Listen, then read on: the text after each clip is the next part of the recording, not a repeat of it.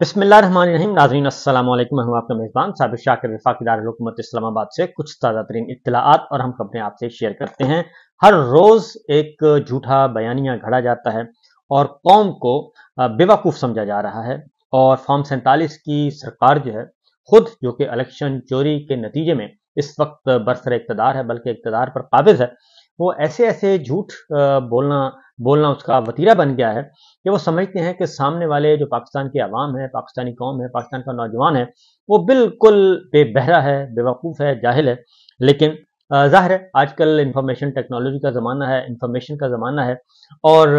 दुनिया जो है वो सिमट कर आ गई है और आप कोई भी झूठ बोलें वो फ़ौरन 1 सेकंड में पकड़ा जाता है। यौम तकबीर मनाया गया और यौम तकबीर में भी यौम तकबीर का मतलब आपको बता दूं कि आज से 26 साल पहले पाकिस्तान जौहरी ताकत बना था और पाकिस्तान ने एटम धमाके किए थे। एटम धमाके करने के बाद पाकिस्तान बाकायदा तौर पे जौहरी जो ममालिक हैं उनकी फहरिस्त में शामिल हो गया। और ये हकीकत है कि पाकिस्तान ने जब जौहरी धमाके करने का फैसला करना था तो उस वक्त नवाज शरीफ साहब उसको अपोज कर रहे थे। नवाज शरीफ साहब अमेरिका से टेलीफोन कॉल्स वसूल कर रहे थे और मामला तय पाए जा रहे थे। कहीं $5 अरब की ऑफर हो रही थी, कहीं $7 अरब की, कहीं 3 टेलीफोन कॉल्स आ गई, कहीं 4 टेलीफोन कॉल्स आ गई। ये सब कुछ चल रहा था जबकि पाकिस्तान में एक मुकम्मल तौर पर इंतज़ाम तैयार था और धमाकों के लिए तमाम तैयारियां मुकम्मल की गई थी। लेकिन वजीर आजम साहब उस वक्त के सलाह मशवरे करने में मसरूफ थे। उसके बारे में आपको आगाह करता हूं। लेकिन दूसरी जानिब आज जो यौम तकबीर मनाया गया उसमें बाकायदा तौर पे बड़े बड़े इश्तिहारात दिए गए इलेक्ट्रॉनिक मीडिया को, प्रिंट मीडिया को, और करोड़ों रुपए के इश्तिहारात दिए गए और उसमें 3 तस्वीर दिखाई गई। एक जनाब शहबाज शरीफ साहब की और एक नवाज शरीफ साहब की और एक जुल्फ़िकार अली भुट्टो मरहूम की। ये 3 तस्वीरें थीं और जुल्फ़िकार अली भुट्टो मरहूम की जरा मध्यम करके दिखाई गई। और क्योंकि इस वक्त आपको पता है कि हुकूमत पाकिस्तान पीपल्स पार्टी के सहारे इस वक्त मौजूद है, फेडरल गवर्नमेंट भी और सूबाई गवर्नमेंट भी। और अगर ये ना हो तो आपको मालूम है कि जनाब ना वज़ारत उज़्मा रहेगी, ना वज़ारत आला रहेगी और ये सारे के सारे फ्रेश इलेक्शन की तरफ जाना पड़ेगा। फिर बलूचिस्तान की हुकूमत से भी फारग छुट्टी करनी पड़ेगी। ये सारी चीज़ें इसलिए बामरे मजबूरी जुल्फ़िकार अली भुट्टो मरहूम की तस्वीर लगाई उन्होंने इश्तिहार में और जो इश्तिहारी मुहिम आज लॉन्च की गई। तो बहरहाल उसमें डॉक्टर अब्दुल कदीर खान की तस्वीर बिल्कुल नहीं थी और जो कि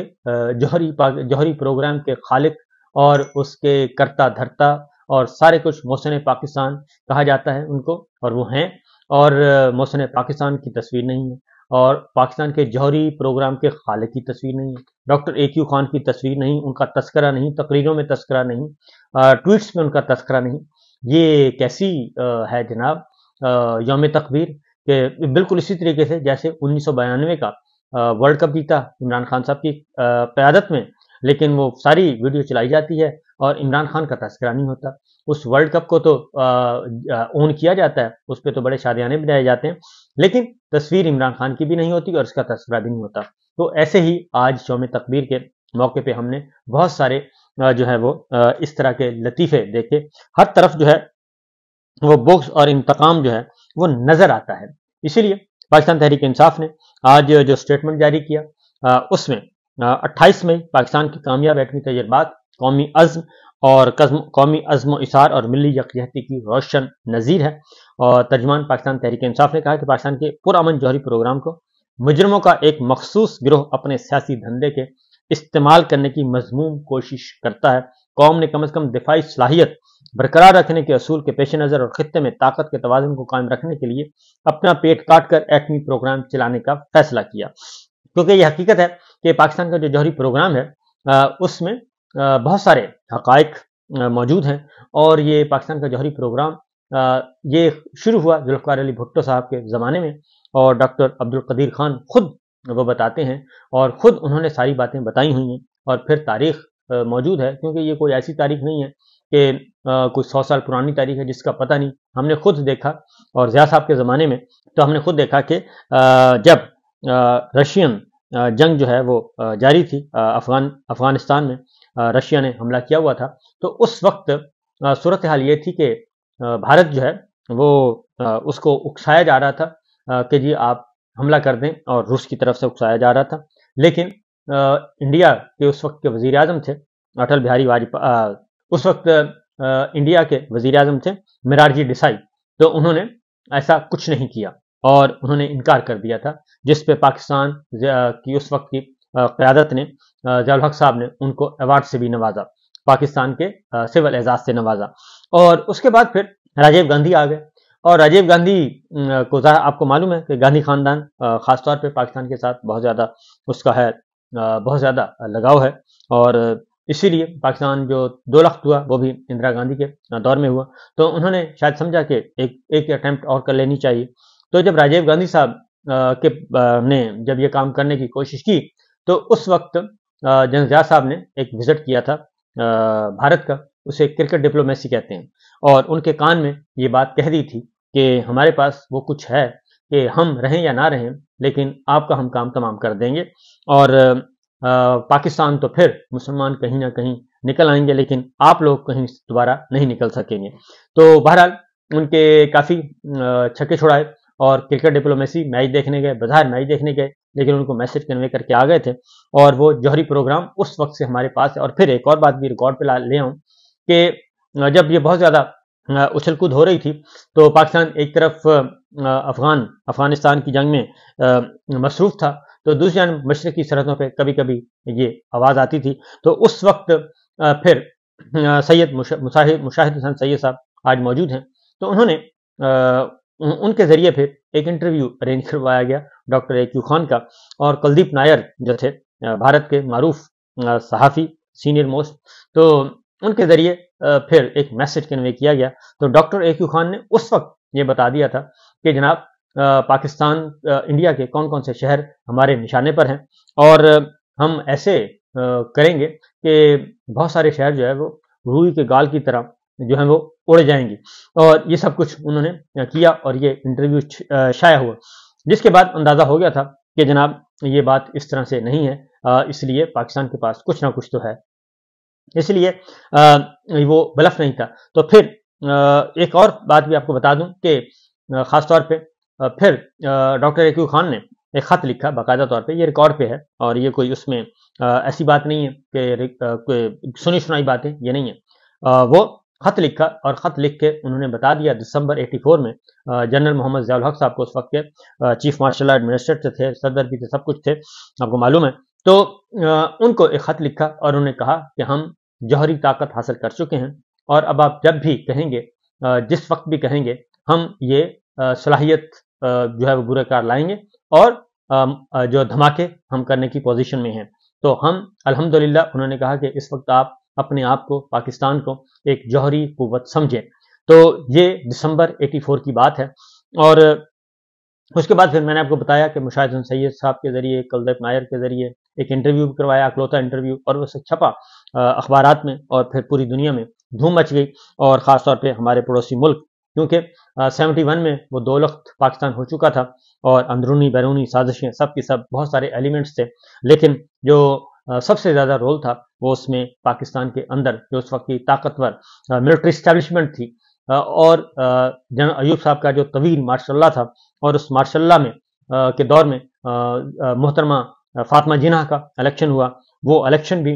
ریگڈ کیا گیا، پری پول ریگنگ کی گئی، آفٹر پول ریگنگ کی گئی، وہ ایک پورے کا پورا محترمہ فاطمہ جناح کو بھی معاف نہیں کیا گیا۔ پھر الیکشن نہیں ہو رہے تھے، ڈیموکریسی نہیں تھی، ایک ون مین شو چل رہا تھا، اور کانسٹیٹیوشن بھی 1956 کا فارغ کر کے، اس کو 58 میں فارغ کر کے ایوب خان صاحب نے اپنا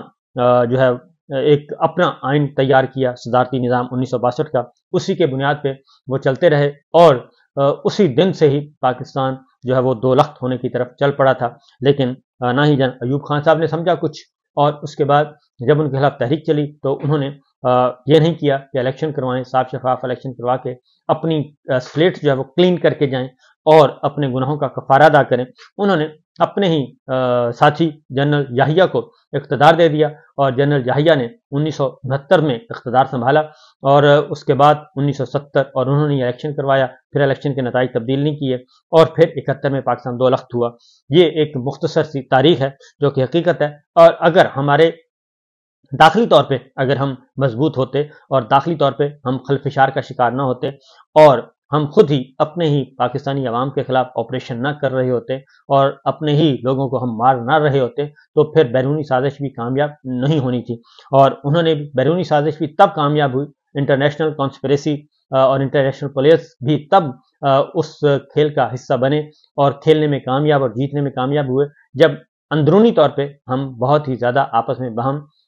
دست و گریباں تھے۔ اور نمبر 1، نمبر 2، پاکستان کے عوام نے ایک عوامی لیگ کو جیتوایا تھا، عوامی لیگ کو ہم نے اقتدار نہیں دیا، اور اس وقت یحییٰ خان اور ذوالفقار علی بھٹو صاحب جو ہیں وہ اس پہ قائم بات پہ آمادہ نہیں ہوئے، تو جس کا نتیجہ پھر بعد میں ہم نے بھگتا، اور وہی چیزیں اب جناب عمران خان صاحب نے ہیں وہ اس کو ہائی لائٹ کیا ہے، انہوں نے صرف ایک 3 منٹ 32 سیکنڈ کی ویڈیو دکھائی ہے، اور اس کے بعد پھر یہ سارے کا سارا معاملہ جو ہے وہ ہمارے سامنے ہے۔ تو سچویشن یہ ہے کہ اس وقت دسمبر 84 میں یہ سب کچھ ہو چکا تھا، لیکن آج جو ہے وہ ڈاکٹر عبدالقدیر خان صاحب کو کوئی نام نہیں لے رہا، جیسے ایسا لگ رہا ہے کہ جیسے ڈاکٹر ایکو خان کے نام لینے پر بھی پابندی ہے کہ کہیں عالمی کھلاڑی ناراض نہ ہو جائیں، عالمی اسٹیبلشمنٹ ناراض نہ ہو جائے کہ جناب وہ آپ نے ایکو خان کا نام کیوں لیا، تو اس لیے ان کے نام کے بغیر ہی اشتہار چھاپ دیے گئے اور ان کے نام کے بغیر ہی پورا یوم تقبیر منا لیا گیا، اور یہ سب کچھ اس لیے ہو رہا ہے کہ ایک فیک نظام ہے، جیسے فارم 47 کی جعلی نظام حکومت اس وقت مسلط کیا گیا ہے، اسی طریقے سے یہ سب کچھ کیا گیا ہے۔ پاکستان تحریک انصاف نے اس کے بعد کہا کہ طاقت کے کسی بھی روایتی مرکز سے بڑھ کر جوہری پروگرام کی ابتدا سے انتہا تک کے تمام مراحل عوامی تائید و شراکت سے عبارت ہیں، معیشت اور جسامت کے اعتبار سے خود سے کئی گنا بڑے دشمن کے مقابلے میں دفاع کی ضروریات کو پورا کرنا اہم تھا۔ قوم نے یہ ذمہ داری بخوبی ادا کی،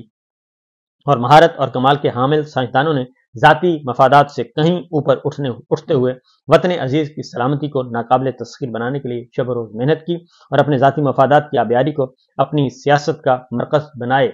رکھنے والی قوم نے سختی سے جوہری پروگرام پر کسی حماقت سے باز رکھا، اور متعدد مصنفین خصوصاً پاکستان کے جوہری پروگرام سے براہ راست مناسبت رکھنے والے افراد کی شہادتیں ریکارڈ پر موجود ہیں۔ قوم کے اصرار اور شدید دباؤ پر بھارت کے آگے بھیگی بلی بننے سے گریز کرنے والے جرت مندی کی اداکاری کریں تو ہنسی آتی ہے۔ سابق وزیر خارجہ گوہر ایوب خان ڈاکٹر عبدالقدیر خان قوم کو بتا چکے ہیں کہ بھارت کی جانب سے دھماکے کیے جانے کے بعد نواز شریف کے پلیٹلیٹس گر رہے تھے، اور قوم نے ایٹمی دھماکہ نہ کرنے کی صورت میں خود نواز شریف کا دھماکہ کرنے کا دو ٹوک پیغام دے کر ازلی بھگوڑے کے لیے فرار کے سارے راستے بند کر دیے تھے۔ تو یہ حقیقت ہے، یہی صورتحال ہے۔ تو آج ایک بار پھر تاریخ کو مسخ کرنے کی کوشش کی گئی، جبکہ حقیقت یہی ہے کہ جن کا کریڈٹ ہے ان کو دینا چاہیے، اور نواز شریف صاحب ایک بار پھر پارٹی کے صدر بن چکے ہیں، اور اب دیکھتے ہیں کہ وہ کون سا بیانیہ لے کر آتے ہیں، فوج کو گالیاں دینے والا، جرنیلوں کو دھمکیاں دینے والا، ججز پہ حملہ کرنے والا، اور یا پھر کوئی اور۔ تو دیکھیے آگے آگے ہوتا ہے کیا، بڑا دلچسپ جو ہے وہ سچویشن آ چکی ہے۔ نواز شریف صاحب اب مکمل طور پہ پارٹی کی قیادت بھی حاصل کر چکے ہیں، اپنے بھائی سے انہوں نے پارٹی واپس لے لی ہے، اور اب وہ خود ڈرائیونگ سیٹ پہ بیٹھ کے، اور وہ اور ان کی دختر نیک اختر جو ہیں وہ اب اپنی موروثی سیاست جو ہے وہ واپس آ چکی ہے بڑے بھائی کے فیملی میں، اور یہی پہلے دن سے جھگڑا تھا، اور یہ جھگڑا آج ختم ہوا۔ دیکھتے ہیں اب شہباز شریف صاحب اور حمزہ شہباز کیا کرتے ہیں۔ اجازت دیجیے، اللہ حافظ۔